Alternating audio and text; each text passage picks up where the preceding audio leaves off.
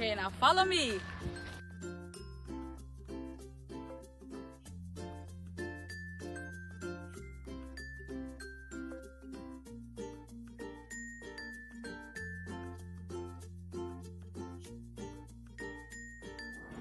Now, we will see how Dr. Filous extracts the otolith, a small bone-like structure from the head of a tuna. Now this will involve a dissecting scene coming up, so you have been warned.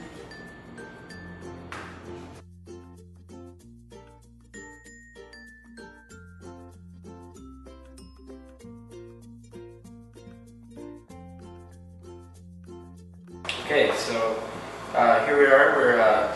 We've got ourselves the head of a juvenile yellowfin tuna, and I'm going to remove the otoliths for you guys. So essentially, this fish was caught a few weeks ago, and I measured it already, so I know how big the fish was, and now it corresponds to its age. And then we just chopped the head off and froze it, so we could remove the otoliths at a later date when we have time. So this is a juvenile tuna, and I have it's the yellowfin tuna. I have the label here.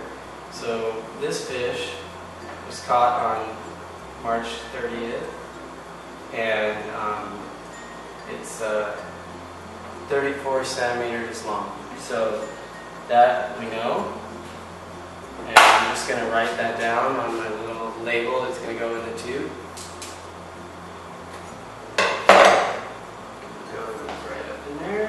Okay, now what I'm going to do is I'm going to just open up the head a bit, and I'm going to remove the gills and the guts.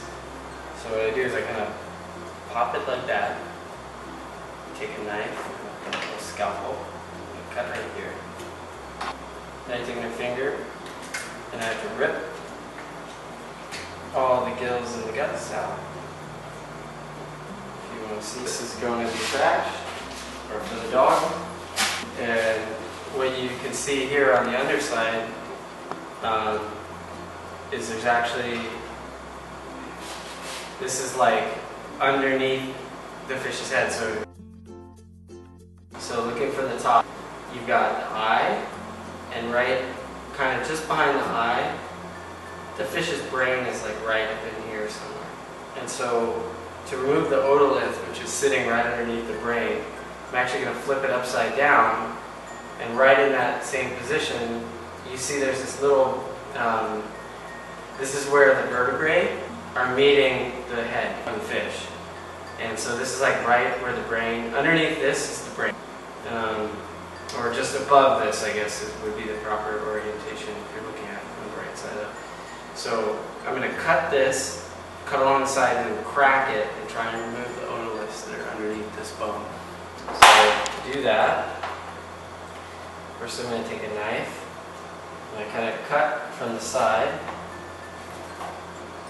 to get there at an angle, and do the same on the other side.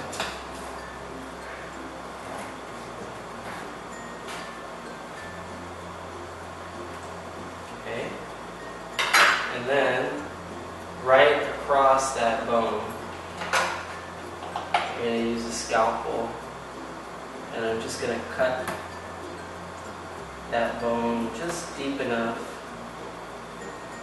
that I can kind of start to cut through the whole thing. And then what I'm going to do is just gently pull like this.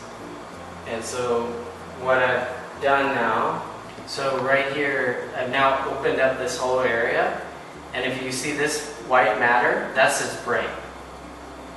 So that's the fish's brain. I'm like pulling out little bits of the brain there. And then just above, or in this case under the brain, I pull out this little tiny bone, which on this size tuna is super small, and that's it. So that's the otolith. It's a tiny, tiny little bone. And so there's one on each side of the fish, symmetrical, like most things in nature. And there's the other one. You can see there's these pockets here, and those would be right under where the brain is. And you can see my finger, and right there, you know, this thing is just a couple millimeters long. It's about maybe a centimeter long. Very tiny, very fragile. Yeah, so these are the otoliths that we just removed from that small yellowfin tuna. That fish is less than a year old. It's only 34 centimeters long. And you can see that the two otoliths are laid out there. And essentially what we're going to do in the laboratory after these are cleaned and dried is we're going to take a small saw. We're going to section the otolith, and you can see basically the core is the area in which you know, the fish was first few months of the fish's life, and we're going to drill out a powder from there and then look at the chemistry of that powder and compare it to other regions of the Pacific. And yeah, so that's the otolith. Hopman Masulang in learning tuna with us today here at PICRC. This is very important information because it can help us determine how the PNMS will help tuna and other pelagic fish. Also, because it can tell where the tuna likes to hang out, it can help us predict how climate change and the warming of the ocean will affect the tuna as well. Happy Earth Day to you!